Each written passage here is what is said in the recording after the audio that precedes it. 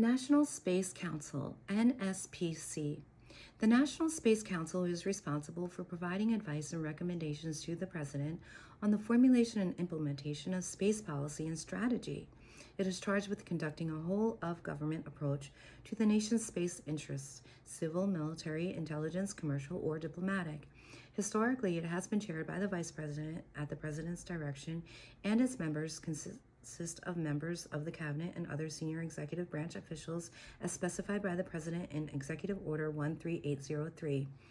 The NSPC's purpose is to ensure that the President's priorities relative to space are carried out and, as necessary, to resolve policy conflicts among departments and agencies that are related to space. Space projects and programs are risky, complex, expensive, and time-consuming.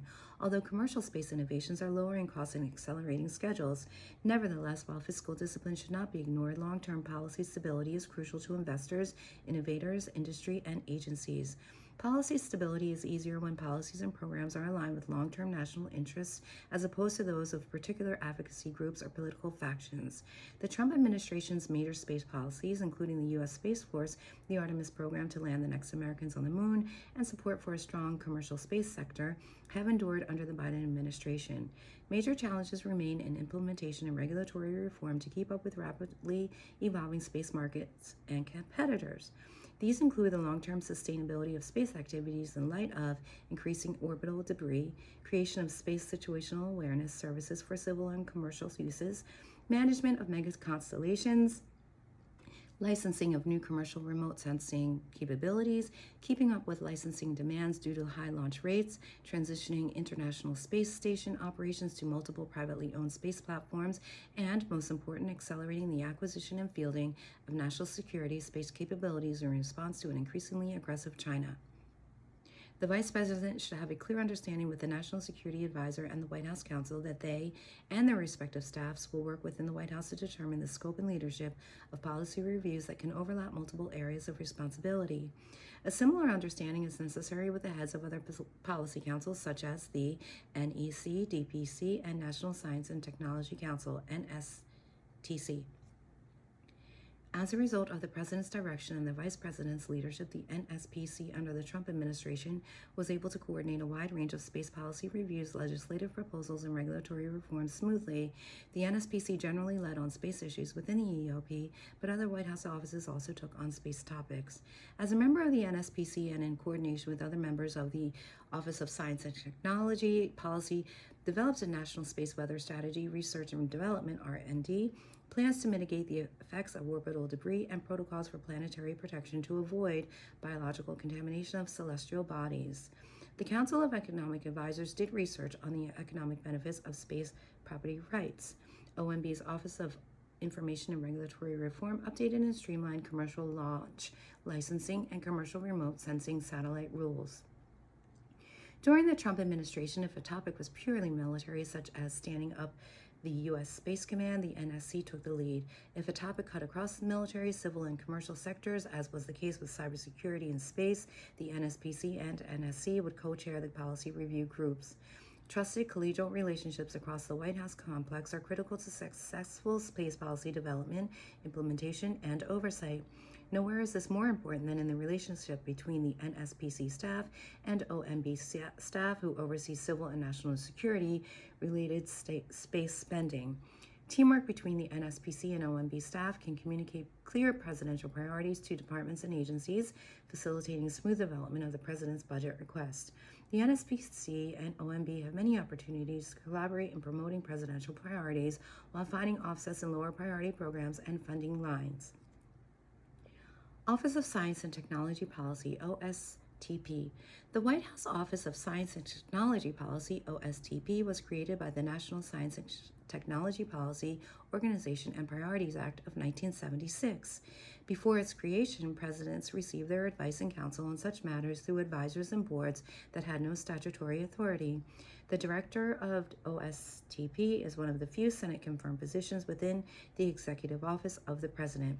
Consistent with other laws, the President may delegate to the Director of OSTP directive authority over other elements of the executive branch. Other EOP policy officials and organizations, such as the NSC and NEC, are formally only advisory with relevant agency directives issued by the President. The OSTP's functions, as contained in the law, are to advise the President of scientific and technological considerations, evaluate the effectiveness of the federal effort, and generally lead and coordinate the federal government's R&D programs. If science is being manipulated at the agencies to support separate political and institutional agendas, the President should increase the prominence of the OSTP's director either formally or informally. This would elevate the role of science in policy discussions as subsequent outcomes and theoretically help to balance out agencies like the Departments of Energy, State and Commerce, and the Environmental Protection Agency and Council on Environmental Quality. The OSTP can also help to bring technical expertise to regulatory matters in support of OMB. The OSTP should continue to play a lead role in coordinating federal R&D programs. Recent legislation, especially the CHIPS and Science Act, has expanded federal policy and funding across the enterprise, and there is a need for more significant leadership in this area, both to ensure effectiveness and to avoid duplication of effort. As befitting its location in the White House, the OSTP must be concerned with advancing national interests and not merely the parochial concerns of departments, agencies, or part of the scientific community. During the Trump and Biden administrations, there has been a bipartisan focus on prioritizing R&D funding around the so-called industries of the future, IOTF. Under President Trump, IOTF priorities were artificial intelligence, AI, quantum information science, QIS, advanced communications /5G, advanced manufacturing, and biotechnology. Under President Biden, this list has been expanded to include advanced materials, robotics, battery technology, cybersecurity, green products and clean technology, plant genetics and agriculture technologies, nanotechnology, and semiconductor and microelectronics technologies. These priorities should be evaluated and narrowed to ensure consistency with the next administration's priorities. Given a long list of priorities, coordinating efforts across agencies and measuring success are extremely challenging. The OSTP and OMB are required to work together on an annual basis to prioritize the funding requests and whatever Congress adds on top of them. But there continues to be concern about mission creep and funds expended on non-scientific R&D.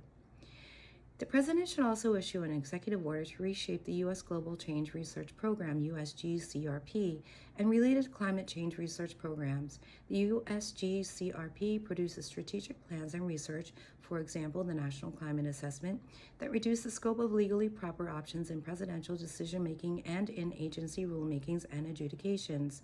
Also, since much environmental policy making must run the gauntlet of judicial review, USGCRP actions can frustrate successful litigation defense in ways that the career bureaucracy should not be permitted to control.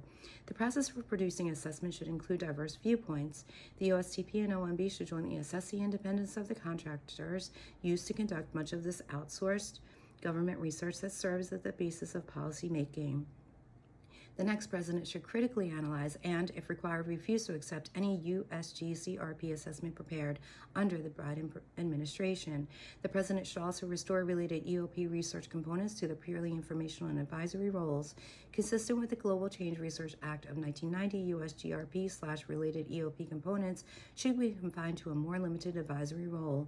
These components should include, but not necessarily be limited to, the OSTP, the NSTC's Committee on Environment, the USGCRP's interagency groups, for example, the Carbon Cycle Interagency Working Group, and the Federal Coordinating Council for Science, Engineering, and Technology.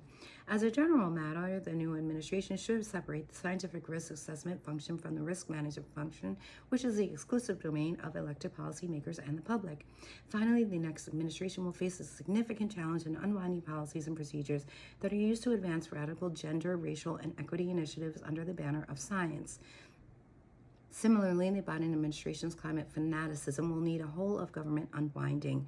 As with other federal departments and agencies, the Biden administration's leveraging of the federal government's resources to further the woke agenda should be reversed and scrubbed from all policy manuals, guidance documents, and agendas, and scientific excellence and innovation should be restored as the OSTP's top priority.